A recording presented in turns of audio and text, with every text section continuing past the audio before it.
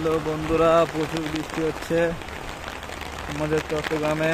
দেখতে পাচ্ছেন অনেক বৃষ্টি। এত বৃষ্টি হয়েছে যে আমাদের এলাকার রাস্তা পানিতে ডুবে গেছে। দেখতে পাচ্ছেন প্রচুর বন্যা হয়েছে।